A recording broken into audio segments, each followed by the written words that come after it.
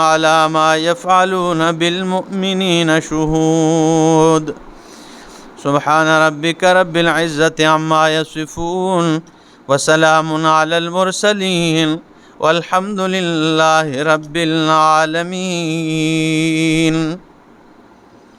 انتہائی معزز سامعین، سورہ بروج ابتدائی 7 آیتیں آپ کے سامنے تلاوت کی، پارہ نمبر 30 میں سے۔ اس صورت کا نام سورہ بروج ہے۔ یہ مکی صورت ہے، نزول کے اعتبار سے یہ 27 نمبر پر بعد سورہ شمس کے نازل ہوئی، یعنی اس سے پہلے 26 صورتیں اب نازل ہوئی تھی، ابتداءً صورتوں میں سے ہے، اور مکی ہے، مکہ میں نازل ہونے والی ہے، اور ترتیب مصحف میں یعنی قرآن کے اس نسخے میں 85 نمبر پر بعد سورہ انشقاق کے۔ ربط اور تعلق یہ ہے کہ پہلی صورت میں فرمایا فسوف یدعو ثبورا، ان قریب وہ مانگیں گے ہلاکت، بربادی، تو اس میں فرمایا قتل اصحاب الاخدود، مارے گئے، لعنت کیے گئے، برباد کر دیے گئے اصحاب الاخدود، وہ خندقوں والے۔ پہلی صورت میں مشقت انسان کا ذکر کیا گیا، تو اس صورت میں نمونہ مشقت ذکر کیا جا رہا ہے کہ اصحاب الاخدود کو دیکھیں کتنی مشقتیں برداشت کی ہے۔ اللہ اکبر۔ یہ صورت جو ہے اس کا دعویٰ تخویف للمنکرین، اور صورت کا خلاصہ ہے ما سبقہ کے لیے۔ یہ صورت ما قبل صورتوں کا خلاصہ ہے، یعنی یہ جو پچھلی صورتیں ہیں یہ ان کا ایک خلاصہ ہے۔ فرمایا وَالسَّمَاءِ ذَاتِ الْبُرُوجِ، فرمایا قسم ہے آسمان کی، ذات البروج، جو برجوں والا ہے، جو بڑے بڑے برجوں والا آسمان ہے۔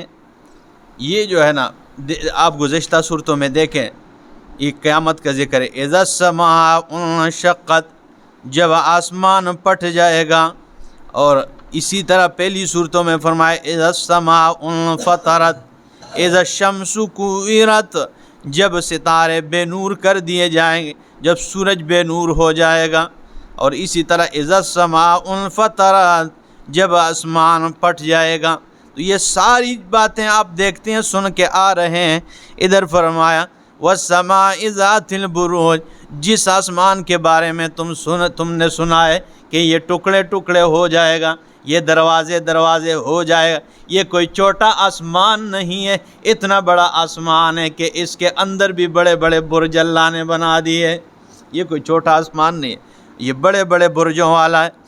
علماء مفسرین فرماتے ہیں برجوں سے مراد یا تو اس سے مراد سورج اور چاند ہے، بڑے بڑے برج، ٹھیک ہے نا، بڑے بڑے ستارے، یا سورج اور چاند کی منزلیں، ٹھیک ہے نا، کسی کے منزل کو مہینہ بن جاتا ہے، کسی کا منزل سال بنتا ہے، تو فرمایا اس کی منزلیں ہیں۔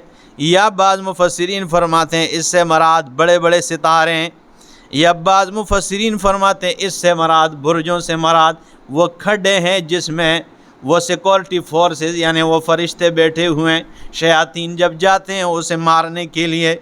تو یہ سارے معنی ٹھیک ہے۔ یعنی فرمایا وَالسَّمَاءِ ذَاتِ الْبُرُوجِ، سورۃ فرقان آیت 61 میں بھی فرمایا تبارک الذی جعل فی السماء بروجا، برکتوں والی ہے وہ ذات جس نے آسمان میں بڑے بڑے برج بنائے، وجعل فیہا سراجا، جس میں سورج کو بنایا ہے، وقمرا منیرا، جس میں روشن چاند بنا دیے۔ تو یہ ساری چیزیں اللہ نے آسمان میں، تو برج بڑے بڑے برجوں والا۔ تو فرمایا قسم ہے آسمان کی، ذات البروج، جو بڑے بڑے برجوں والا ہے، والیوم الموعود، اور قسم ہے اس دن کی، الموعود، جو وعدہ کیا ہوا ہے، وعدہ کیے ہوئے دن کی قسم ہے، یا گواہ ہے وعدہ کیا ہوا دن۔ یہ وہ دن ہے قیامت کا دن کہ بار بار اللہ رب العالمین نے قرآن میں اس کا مختلف انداز میں مختلف ناموں سے ذکر فرمایا ہے، بلکہ ابتدا ہی کتاب میں فرمایا مالک یوم الدین، سورہ فاتحہ میں مالک یوم الدین، جو مالک ہے روز جزا کا، روز قیامت کا۔ کبھی اس کو یوم الصاخہ کہا ہے، کبھی یوم الفرقان کہا ہے، کبھی اسے اللہ رب العالمین نے طامۃ الکبریٰ، بہت بڑا ہنگامہ ہے۔ تو یہ قیامت کا دن مراد ہے۔ اللہ اکبر۔ والیوم الموعود، سورہ انبیاء آیت نمبر 103 میں اللہ رب العالمین نے فرمایا لا یحزنہم الفزع الاکبر، پریشان نہیں کرتی ہے مومنوں کو الفزع الاکبر، وہ بڑے گھبراہٹ والے دن، وتتلقاہم الملائکۃ، اور ملاقات کرے گی ان سے فرشتے، ھذا یومکم الذی کنتم توعدون، اور فرشتے کہیں گے یہ وہ دن ہے تمہارے لیے جس کا تم سے وعدہ کیا گیا ہے۔ تو یہ یوم الموعود، وہ وعدہ کیے ہوئے دن کی، ٹھیک ہے نا۔ اسی طرح سورہ یاسین میں بھی جب یہ لوگ قبروں سے اٹھیں گے تو کہیں گے یا ویلنا من بعثنا من مرقدنا، کس نے ہمیں ہمارے آرام گاہوں سے جگایا ہے، ھذا ما وعد الرحمن، تو اللہ فرمائیں گے یہ وہ دن ہے جس کا رحمان نے تم سے وعدہ کیا ہے۔ یہ وہ قیامت والا دن ہے نا جو تم سے وعدہ کیا جا رہا تھا۔ اور بھی کئی حوالے ہیں، تو قیامت کا دن مراد ہے۔ فرمایا والیوم الموعود، قسم ہے وعدہ کیے ہوئے دن کی، وشاہد ومشہود، اور قسم ہے اس کی شاہد حاضر ہونے والے کی، ومشہود، اور جس کے پاس حاضر ہوا جاتا ہے، ٹھیک ہے نا، حاضر ہونے والے کی اور جس کے پاس حاضر کیا جاتا ہے۔ قتل اصحاب الاخدود، یہ 4 یا 5 قسمیں کھا کے اللہ فرماتے ہیں قتل اصحاب الاخدود، مارے گئے، قتل کر دیے گئے، برباد کر دیے گئے اصحاب الاخدود، وہ خندقوں والے قتل کر دیے۔ یہ مسئلہ کیا تھا، پس منظر سنیے جائے۔ یہ یمن میں، چونکہ وہ علاقے جو ہے نا پہلے یمن میں آتے تھے، اب وہ عرب میں، بالکل یمن کے بارڈر میں، وہ سعودی عرب میں آتے ہیں، ٹھیک ہے نا۔ تو یمن میں عیسائی رہا کرتے تھے اس علاقے میں، آج بھی وہ جگہ موجود ہے جہاں پر بندہ جائے۔ ہمارے شیخ جو ہے نا وہاں پر 2 بار گئے، وہ فرماتے تھوڑی سی کودائی بندہ کر لینا تو وہاں پر انگارے یہ کوئلہ نکل آتا ہے۔ تو یہ عیسائی وہاں رہتے تھے، اور اصل میں یہ بات تھی کہ مکہ میں مسلمانوں پر بہت ظلم و ستم شروع ہوا، اور مشرکین کی جانب سے ابتدائی چونکہ یہ صورتیں ہیں نا 27ویں نمبر پہ نازل ہونے والی صورت ہے، تو مشرکین مسلمانوں کو انتہائی تکالیف دیا کرتے تھے۔ تو ایک صحابی رسول رونے لگے اور خون سے لت پت جناب رسول اللہ صلی اللہ علیہ وسلم کو تلاش کرنے کے لیے نکلے کہ میں آپ سے کہوں کہ دیکھیں یہ حالت ہے ہماری۔ تو نبی پاک صلی اللہ علیہ وسلم، احادیث میں آتا ہے، مسلم شریف کی روایت ہے کہ نبی علیہ الصلوۃ والسلام اس طرح ٹیک لگائے ہوئے تھے کعبۃ اللہ کے ساتھ۔ تو یہ صحابی رسول آئے، فرمایا یا رسول اللہ آپ نہیں دیکھتے ہیں یہ حالت ہے ہماری، یہ کتنا ظلم و ستم اور کتنی جو ہے نا ہمارے ساتھ زیادتی کرتے ہیں۔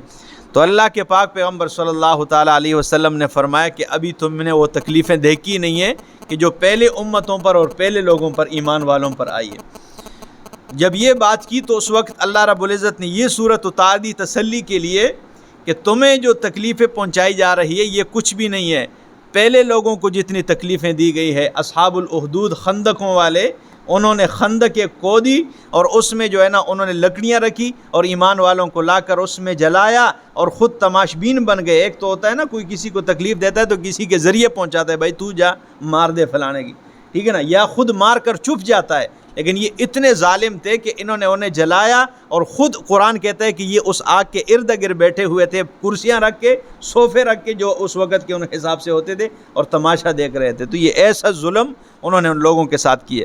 تو یہ میں بتا رہا تھا کہ یمن میں یہ جو علاقہ ہے اس میں ایک بادشاہ تھا ذو نواس، اس کا نام تھا ذو نواس۔ یہ بڑے عقیدے والے لوگ تھے، موحدین تھے، یعنی عیسائی اس وقت دین حق پر تھے نا، عیسائی تھے۔ ان میں ایک بادشاہ آئے یہودی ذو نواس سین کے ساتھ، ٹھیک ہے نا۔ جب یہ بادشاہ ان میں آیا تو اس کے ساتھ ایک جادوگر ہوا کرتا تھا، ٹھیک ہے نا، جو اس کے لیے خدمت بھی کرتا اور اس کا جو ہے نا وہ تالی سٹ وغیرہ، تو بہت بڑا جادوگر تھا۔ تو اس جادوگر نے اسے کہا کہ میں بوڑھا ہو چکا ہوں، ایسا ایک نوجوان تلاش کرے قابل ترین ہو جو میں اس کو یہ جادو اور یہ سارے طریقے طور طریقے میں سکھا لوں، کیونکہ میں مر بھی سکتا ہوں، کیونکہ موت تو ایسی چیز ہے کہ کوئی کافر بھی دنیا میں اس کا انکار نہیں کرتا سوائے ایک طبقے کے۔ تو یہ چیز ہے کہ اس نے جب یہ بات کی تو بادشاہ نے کہا تلاش کر دو۔ پھر ایک جوان کو تلاش کیا جو اتنا ذہین اور اتنا قابل تھا کہ سامنے والا اگر صرف ہونٹے ہلاتا نا، اس کو آواز بھی نہ آتی، صرف ہونٹ ہلاتا، یہ فوراً کہہ دیتا یہ بات کر رہا ہے، اس کے ہونٹوں پہ، اس کے زبان پہ یہ بات جاری ہے۔ تو اتنا ذہین آدمی تھا، یہ نوجوان تھا۔ تو جب یہ بادشاہ نے اسے تلاش کیا اور لوگ لے کے آ گئے، والدین سے بھی بات ہو گئی، تو بادشاہ نے کہا کہ ذو نواس نے کہ تو اس جادوگر کے پاس آئے گا روزانہ کے حساب سے، اور پیریڈ لگائے گا یہ تمہیں، اور یہ جادو وغیرہ یہ ساری چیزیں سکھائے گا تمہیں۔ اس نے کہا ٹھیک ہے، لیکن راستے میں جدھر سے یہ گھر سے آتا تو راستے میں ایک راہب بھی تھا جو اس وقت دین حق پر تھا، عیسائیوں کا ایک بہت بڑا عالم تھا، تو وہ راہب سے بھی کبھی کبھی ملاقات ہو جاتی۔ تو ایک دن اس راہب نے اسے کہا مجھے تھوڑا ٹائم دیجیے۔ جب اس نوجوان نے راہب کو ٹائم دیا تو اس نے اللہ رب العزت کی توحید سنا دی اسے، اور اس نوجوان کے دل میں، اس لیے کہتے ہیں نوجوان جو ہوتے ہیں نا، قرآن مقدس میں نوجوانوں کا ذکر کئی بار کئی مقامات پہ ہوا ہے کہ جب بھی انقلاب برپا ہوا ہے تو نوجوانوں نے برپا کیا، اس لیے کہ ان کے دل حق کو جلدی تسلیم کر دیتا ہے، اور جتنا بوڑھا ہوتا ہے تو اس کا دل حق کو جلدی تسلیم نہیں کرتا ہے اگر وہ غلطی پر ہو تو اس لیے یہ نوجوان تھا، اس کے دل میں توحید گھر کر گئی۔ اب یہ ظاہر تو نہیں کر سکتا سارا ماحول، بادشاہ چونکہ وہ مشرک ہے اور یہودی ہے، تو اس نے جب یہ ادھر آتا ہے لیٹ جادوگر کے پاس تو یہ سزا دیتا ہے لیٹ کیوں آیا ہے، اور جب گھر لیٹ واپس پہنچتا ہے تو گھر والے سزا دیتے ہیں کہ تو لیٹ، تو گھر والوں سے کہتے ہیں راہب کے پاس سے جادوگر کے پاس لیٹ ہو گیا ہوں، اور جادوگر سے کہتے ہیں میں گھر سے لیٹ نکلا ہوں۔ درمیان میں اس عالم کے ساتھ ملاقات ہوتی ہے، تو حق کہاں چھپتی ہے۔ ایک دن وہ آیا کہ بادشاہ نے جو ہے نا یہ راستے پر نوجوان جا رہا ہے اور سارے لوگ اکٹھے ہوئے ہیں اس جگہ پہ، اور ایک جانور نکلا ہے، لوگ اس کا تماشا دیکھ رہے ہیں۔ اس نے کہا یہ کیا معاملہ ہے؟ نوجوان نے کہا، تو لوگوں نے کہا یہ ایک جانور نکلا ہے اور نہ مرنے کا نام لیتا ہے، اور اس سے کوئی چیز اس پر اثر ہی نہیں کرتی، لوگ پتھر مارے جا رہے ہیں، سوٹے مارے جا رہے ہیں، لیکن اس سے کوئی اثر نہیں ہوتا۔ اس نوجوان نے آ کر اللہ رب العزت کے دربار میں التجا کی کہ اللہ اگر یہ جو راہب عالم ہے جس سے میں ملاقات کرتا ہوں، جس نے مجھے توحید سنائی ہے، اگر یہ دین حق پر ہے تو اس جانور کو میں مرتا ہوا دیکھ لوں۔ اس نے یوں ایک کنکری اٹھائی، یہ دعا مانگی، اس کے بعد کنکری اٹھائی اور جب اس جانور کو دے ماری، وہ اسی جگہ پہ کیا ہو گیا؟